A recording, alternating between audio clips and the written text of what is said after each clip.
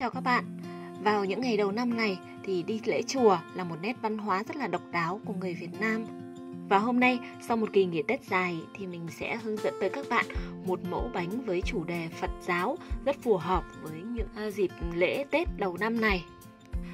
Đầu tiên thì chúng ta sẽ chuẩn bị một cốt bánh đường kính 20cm.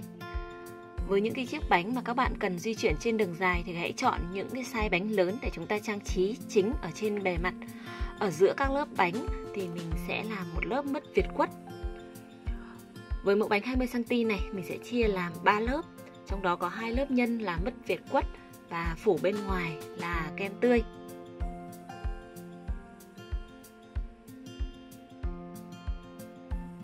Điểm trừ ngày hôm nay của mình đó là cái cốt bánh ngày hôm nay thì các bạn nướng hơi già một tí, nhưng mà không sao cả. Mình chỉ cần làm cái lớp kem của mình ở phía bên ngoài, chúng ta đánh kem mềm hơn là được.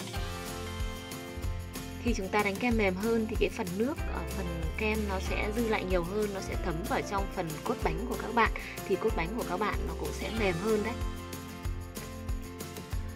Sau khi chúng ta đã chia các lớp bánh và làm lớp kem lót ở giữa thì các bạn hãy sử dụng một lớp kem thật mỏng để chúng ta phủ xung quanh cái cốt bánh của mình. Tác dụng của việc làm lớp kem phủ mỏng này nó sẽ giúp cho tất cả các vụn bánh ở phía bên ngoài sẽ bám vào lớp kem này, và khi các bạn chà láng nó sẽ không bị những cái vụn bánh nó tràn lên trên bề mặt kem ở những cái lớp ngoài cùng.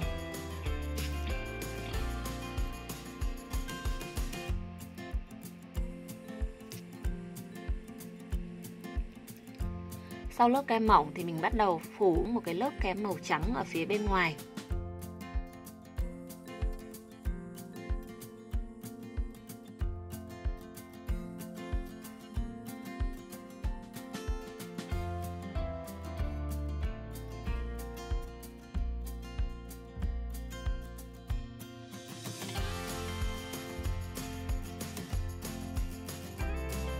Và cuối cùng trên bề mặt mình sẽ làm một lớp kem mỏng thôi.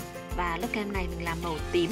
Mình pha từ màu hồng và màu xanh dương thì chúng ta sẽ được màu tím này.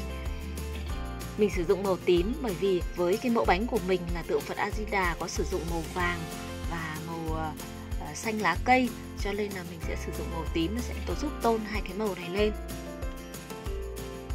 Mình chỉ làm một lớp màu tím thật nhẹ ở trên bề mặt bánh và ở thành bánh. Sau đó thì các bạn hãy chà láng cho chiếc bánh kem của chúng ta nó hoàn thiện.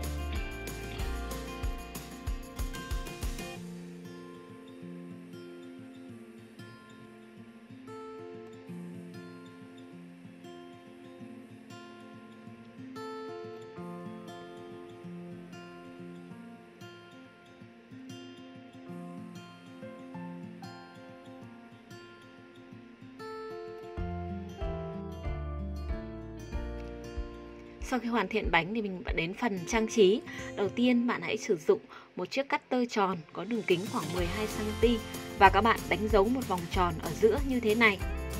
Tiếp tục chúng ta sử dụng kem màu vàng để chúng ta đổ kem kín trên cái vòng tròn này.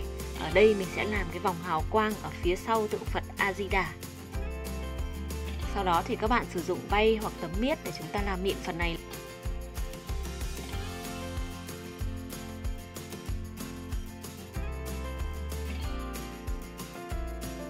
Màu vàng các bạn muốn pha đẹp thì các bạn hãy sử dụng thêm một chút màu nâu cộng một chút xíu màu hồng, thì các bạn sẽ được cái phần màu vàng nó hoàn toàn khác biệt với cái màu vàng gốc có sẵn của các nhà sản xuất.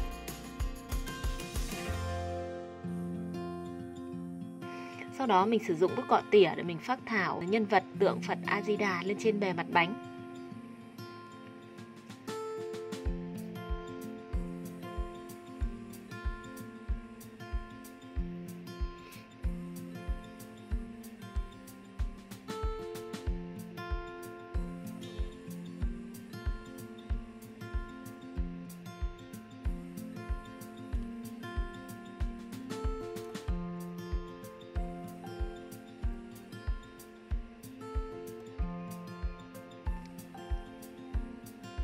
Đây là hình sau khi mình phác thảo xong. Tiếp tục thì các bạn hãy sử dụng những cái lớp kem màu bắt đầu từ màu da để chúng ta làm các chi tiết ở trên phần nhân vật. Các bạn cùng quan sát những cái thao tác của mình làm với nhân vật tượng Phật A Di Đà này nhé.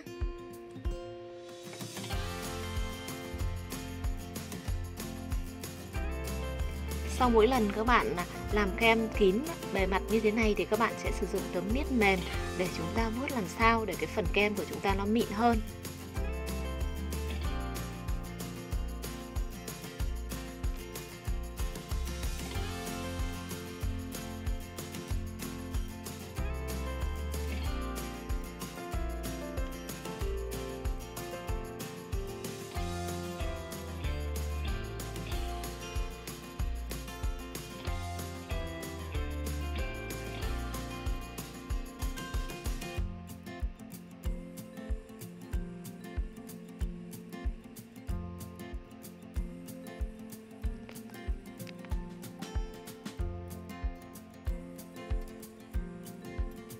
Những cái phần chi tiết mà khó sử dụng tấm miết thì các bạn hãy sử dụng cọ tỉa để thao tác giống như mình đang làm nhé.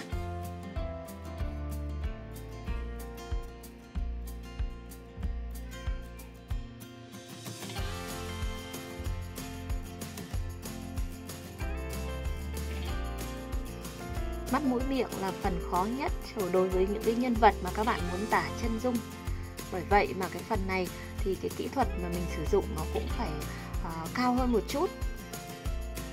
Nếu như các bạn mà mới bắt đầu hoặc là chưa tự tin thì các bạn hãy bỏ qua cái thao tác làm khối nổi 3D như thế này. Các bạn có thể là làm những cái nét vẽ đơn giản thôi.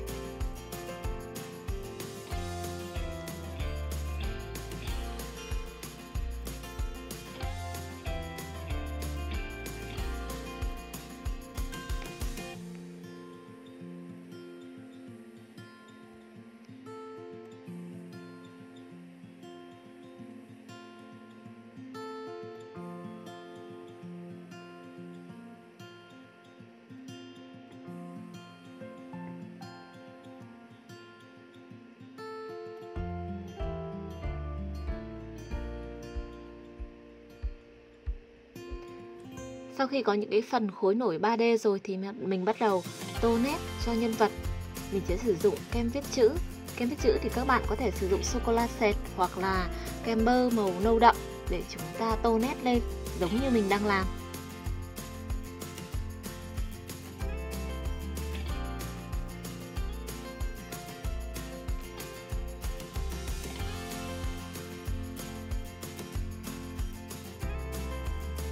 Sau khi tô nét chàm mày xong thì chúng ta sẽ tô nét đến phần mắt.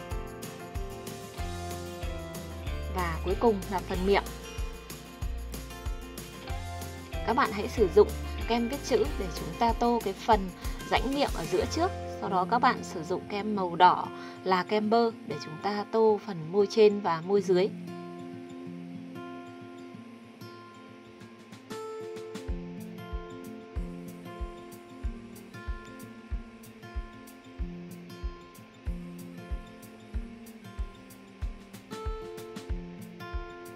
Xong phần mắt mũi miệng, bắt đầu mình đến các phần chi tiết phụ.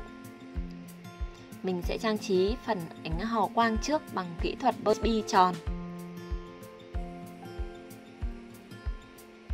Tiếp tục vẫn với kỹ thuật bơm bi tròn này thì mình sẽ làm phần tóc. Phần tóc mình sẽ làm bằng màu xanh rêu đậm. Các bạn cũng có thể làm phần này bằng màu nâu đậm. Cái này thì tùy ý của các bạn thôi. Mình sử dụng màu xanh rêu đậm bởi vì mình sẽ kéo cái màu xanh của lá sen lên phần bề mặt bánh.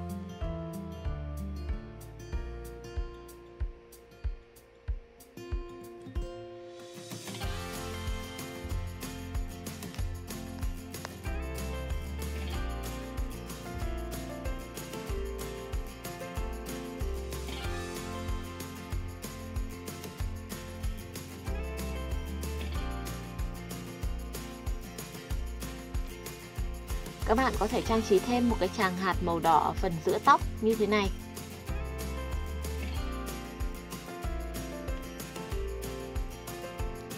Những phần chi tiết trang trí này đa số mình đều sử dụng kỹ thuật bơm chấm bi tròn.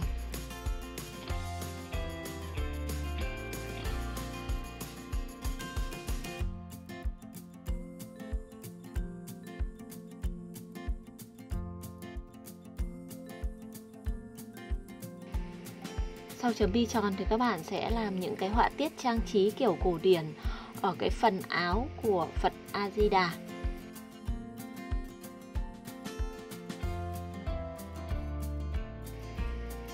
Mình chỉ cần sử dụng những cái hoa văn cổ điển đơn giản như thế này thôi.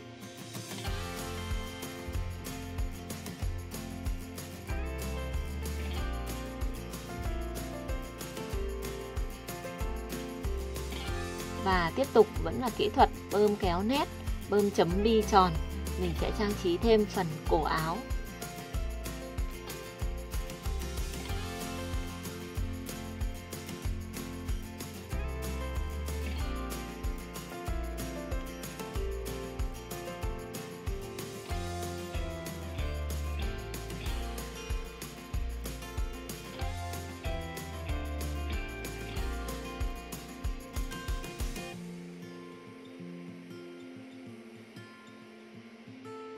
Rồi, như vậy là mình đã hoàn thiện xong phần chân dung tượng Phật A Di Đà. Bây giờ mình sẽ vẽ những lá bồ đề nhỏ tỏa ra xung quanh ánh hào quang. Mình sẽ vạch một đường thẳng trước để mình đánh dấu vị trí của từng lá bồ đề. Đây là vị trí trung tâm. Sau đó thì mình vẽ sang hai nửa hình trái tim, một bên là màu đậm và một bên là màu nhạt.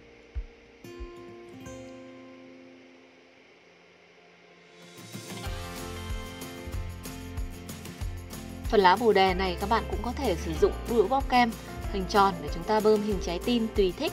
Nếu không thì các bạn sử dụng cọ tỉa để các bạn vẽ trực tiếp. Cuối cùng là mình làm những chi tiết trang trí nhỏ nữa là mình đã hoàn thiện phần chân dung nhân vật tượng Phật A Di Đà.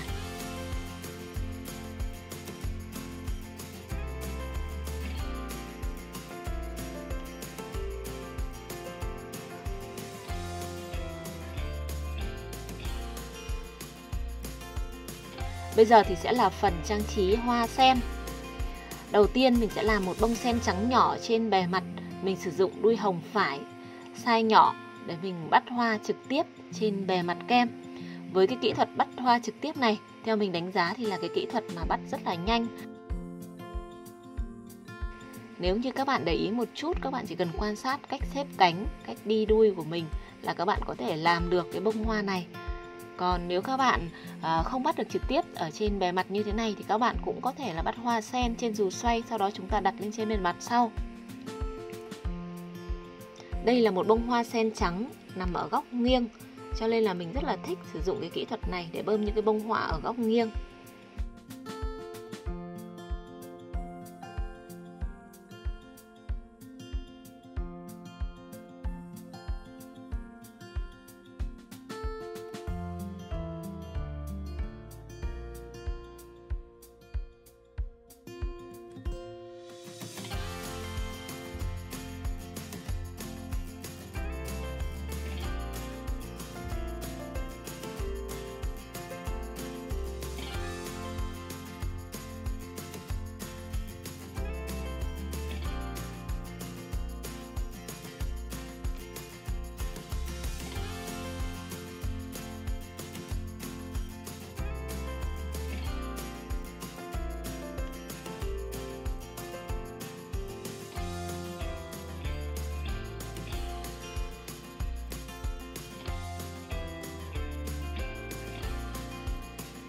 Như vậy là mình đã được một bông hoa ở góc nghiêng.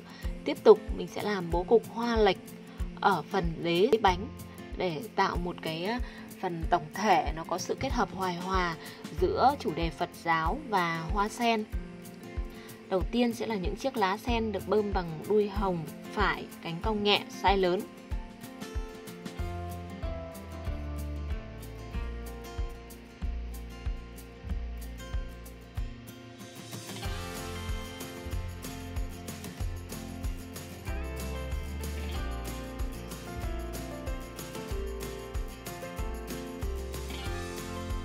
Tiếp sau đó thì các bạn sẽ trang trí với những bông hoa sen bắt trên dù xoay. Đây là một bông hoa sen lớn size lớn bắt trên dù xoay. Mình sử dụng đuôi hồng phải, cánh cong mạnh, size lớn để bắt bông hoa này. Mình sẽ bắt theo hướng ngược. Bạn cũng có thể sử dụng đuôi dấu ngã bắt theo hướng xuôi để bắt bông hoa sen này.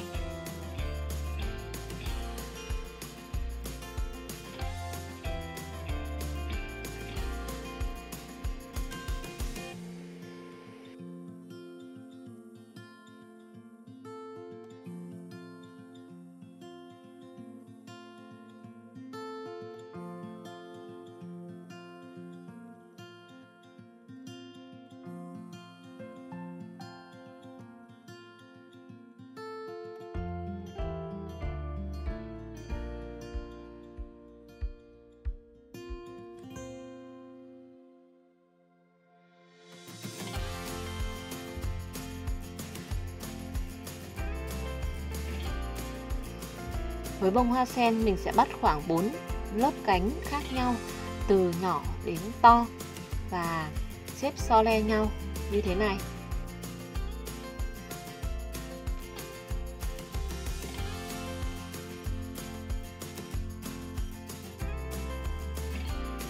Sau đó thì các bạn sử dụng kéo để chỉnh cho cánh hoa cúp lại hơn.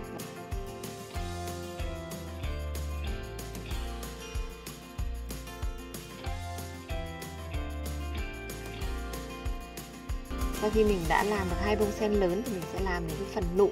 Phần nụ chúng ta sẽ làm cái hình giọt nước lớn như thế này. Sau đó thì tạo hình cánh hoa.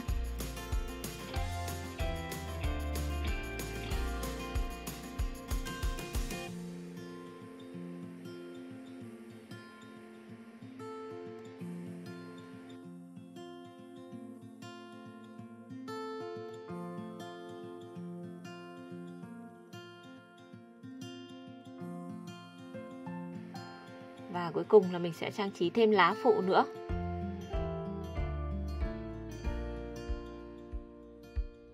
Phần sắp xếp bố cục cho hoa cũng rất là quan trọng. Các bạn nên chọn một bố cục lệch để cho cái tổng thể của chúng ta nó sẽ trở lên nhẹ nhàng hơn là những cái bố cục cân. Như vậy là mình đã hoàn thiện xong cái mẫu bánh trang trí chủ đề Phật giáo với những bông hoa sen được sắp xếp một cách tự nhiên. Có những bông hoa sen được nhìn theo hướng chính diện và lớn, có những bông hoa tầm trung, có nụ và có bông hoa nghiêng. Bên cạnh đó là tạo hình nhân vật tượng Phật A Di Đà ở phần trung tâm bánh làm điểm nhấn. Bây giờ mọi người cùng quan sát cái tác phẩm của mình sau khi hoàn thiện nhé. Chúc các bạn một năm mới mạnh khỏe, an nhiên và mọi điều may mắn. Đừng quên theo dõi kênh YouTube của Nai Cách Hải Nguyễn để ủng hộ Hải Nguyễn ra nhiều video mới nữa nha. Cảm ơn các bạn rất nhiều.